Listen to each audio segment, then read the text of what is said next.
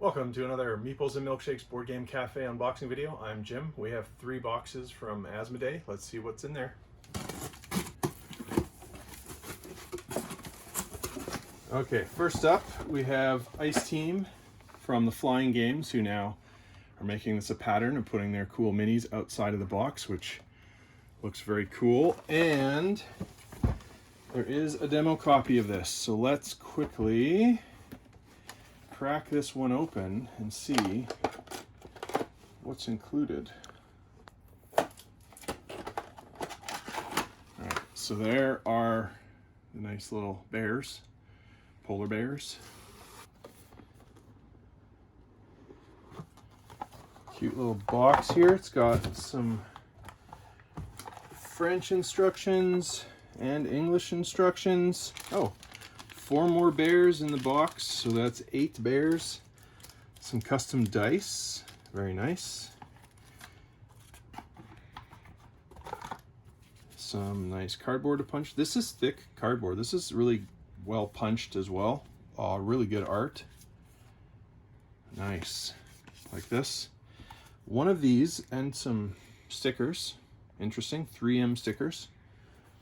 They're not busy making masks, they're making stickers for Ice Team. All right, some player boards or something, I'm guessing here. There we go. So that is Ice Team. And Ice Team, as you can see here, well, it's in French in the back. So it's a Bruno Cathala game, so that's awesome.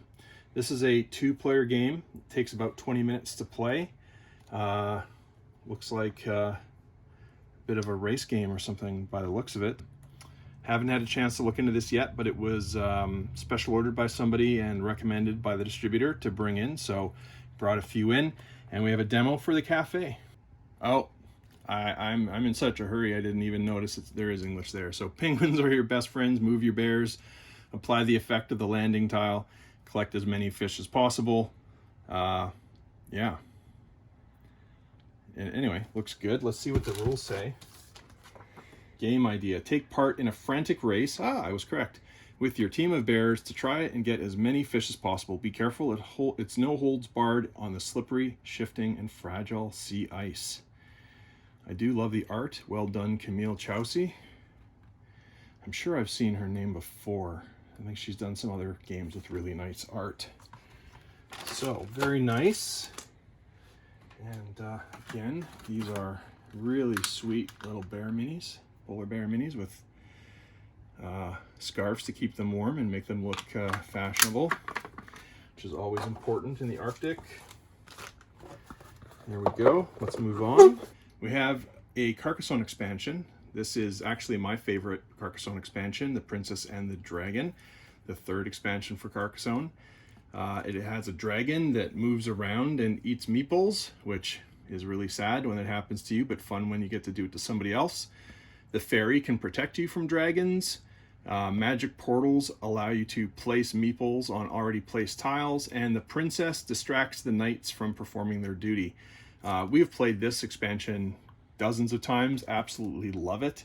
It only adds maybe 10 minutes to the game, and I definitely would pretty much always play with this if I'm playing with somebody who's already played Carcassonne before. It's really, really fun.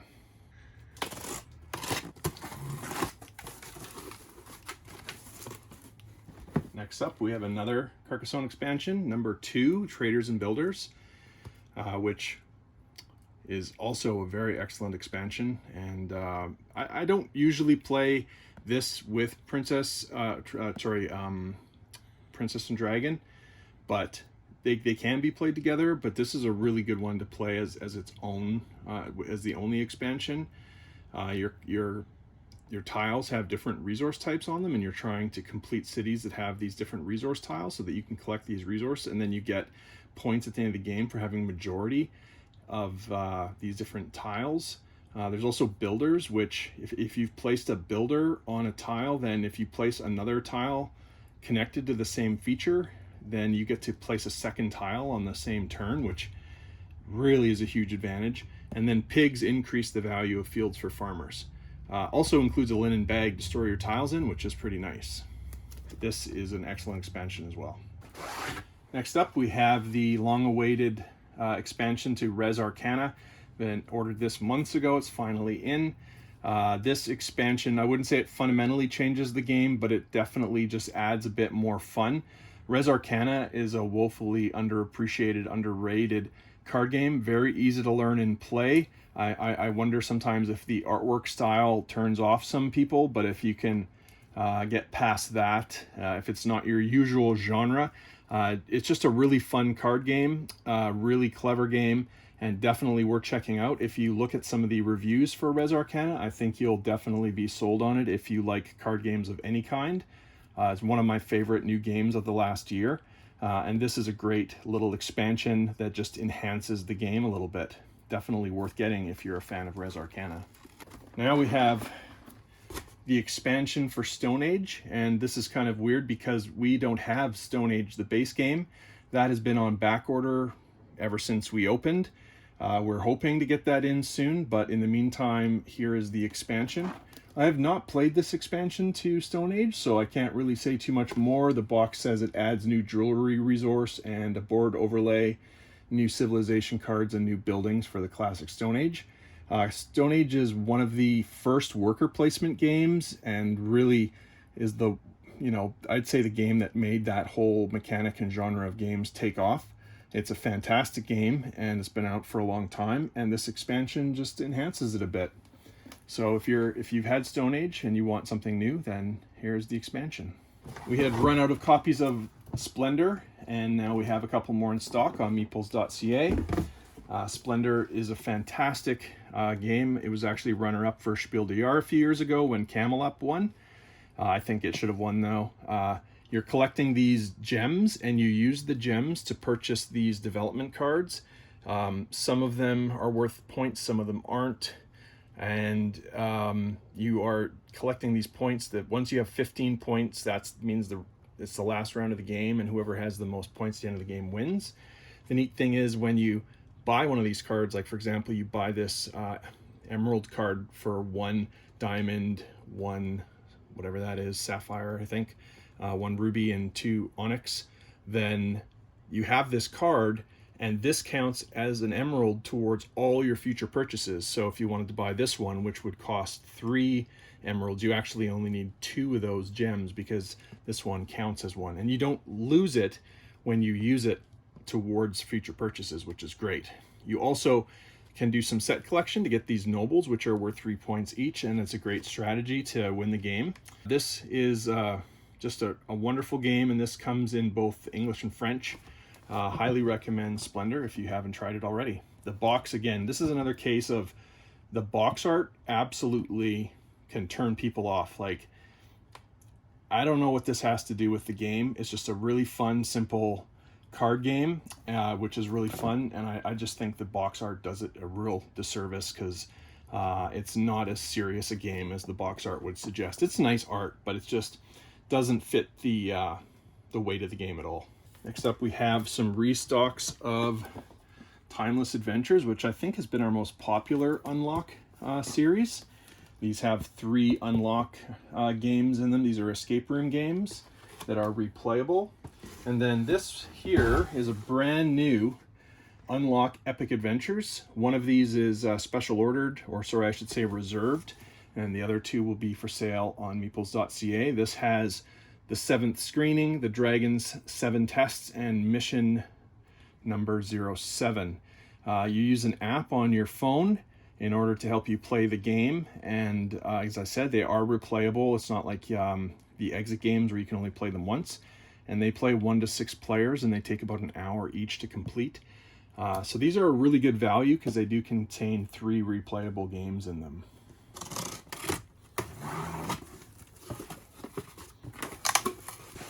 Next up is a restock of Ticket to Ride Europe. We were out of stock of this awesome game, and so here's some more at meeples.ca.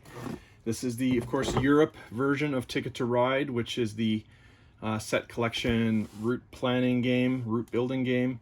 In Ticket to Ride games, you'll have some destination cards, which say, well, maybe you have to go from that city to that city, and you're trying to collect cards of the right colors so that you can play your trains along that path. If you complete the path, you score points. If you don't complete the path, you lose points. So you want to be careful about which tickets you pick. And there is contention between you and the other players for those routes. An awesome game that has sold millions and millions of copies. If you've ever played Ticket to Ride, and you haven't played Europe, I highly recommend it. It adds a little bit of extra dimension with ferries and train stations. Just a little bit of a deeper game, but it's still fundamentally very, very similar to the base Ticket to Ride, which is in the North American map. So yeah, this is an awesome game. We're glad to have it restocked. Next up, we have the 10th expansion to Carcassonne, which I think is the newest expansion to Carcassonne under the big top. I haven't had a chance to play this one yet, but it includes 3 new types of components: the circus, the acrobats, and the ringmaster. Yeah, there's probably some good reviews of this online. I don't really know what to say, other than we've enjoyed pretty much every Carcassonne expansion we've tried. There is one that, well, we liked it, but it is kind of mean, and that's one called the Tower. That one is mean, but it is a good expansion. It's just maybe not for our play style. But this one looks a little bit less mean than the Tower, so you might want to give that one a try if you're a big Carcassonne fan like we are. Next up, we have Ethnos, another game whose box art I think does disservice to the game. This is not a very heavy game, but if you look at the art and the darkness of the art, and you might think it's a heavy, serious game, but it's actually a light, friendly card game. There's a bit of set collection in this game and area control. The map looks like a map where you might be moving pieces around like in Risk, but it's not. You're just trying to gain majority of having the most discs in these different regions compared to your opponents. Each of the different races, and there are quite a few in the game, have different abilities and different ways that they work, and you're trying to collect those, collect sets of those during each round in order to get lots of points.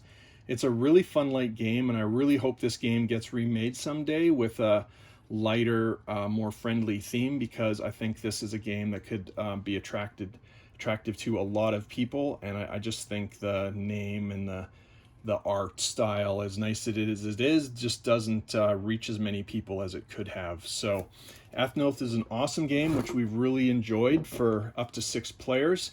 And I think this is worthy in anybody's game library, quite honestly. Now, Foodies I have not played. Cheryl has played Foodies, and she played it at Shucks with our friend from Soyuz, and they really enjoyed this game a lot. And our friend actually ended up buying a copy because she liked it so much. But I have not played this myself, so I can't say too much other than I do know some people like it. You're managing a food court, and that sounds pretty tricky to do. This is a 5-player game that takes only 20 to 30 minutes. And again, that is special when you have a good game that can play that quickly. You might even be able to play it twice in a row. So it sounds like a pretty light, accessible game. And I do like the art style in this game for sure. That's Foodies. This is actually a special order for us for our library copy of Blood Rage.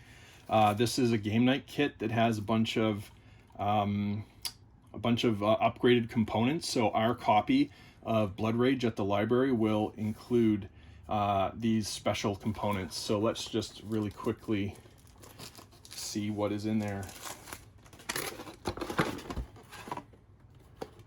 All right. So there are some player boards in here, quite a few actually. Some much sturdier age boards. The base game comes with much flimsier paper for this, and similarly for Valhalla. And it comes with some really nice components that aren't in the base game. What are these? These are first player horn tokens, they're called, according to the box. And then, what does so there's a, what does it say about these? These are clan tokens, 12 each of Raven, Bear, Serpent, Wolf, and Ram. So there you go. The kit can handle from 2 to 8 players. So you need 2, so you can play this game now with 8 players if you have 2 copies. That's really interesting. Blood Rage is an awesome game.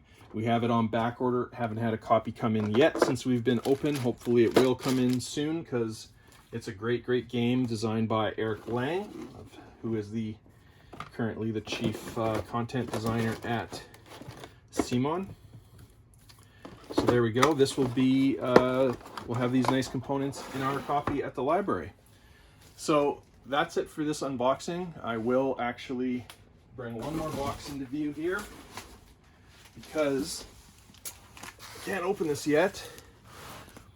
Gloomhaven Jaws of the Lion. So we have it in stock. I'm not allowed to sell it yet. Street date's August 4th. Can't break street date. Have to listen. Otherwise I get in trouble, and I don't want to get in trouble. So I think all of these are already spoken for, but I have a whole bunch coming. We only got part of our shipment today. Some of the boxes didn't arrive. So we have more. You can reserve a copy. info@meeples.ca. Send us an email and you can reserve a copy. We still have some left. And yeah, I cannot wait to open this box and see what's inside and get them out to the people that have pre-ordered them. But until then, until next time, thanks very much for watching the video. Please like it if you enjoyed the video, and share with your friends. Subscribe to our channel and hit that bell so that when we post new unboxing videos and other videos about the cafe, you'll hear about them first. And again, thanks for watching. Have a great day.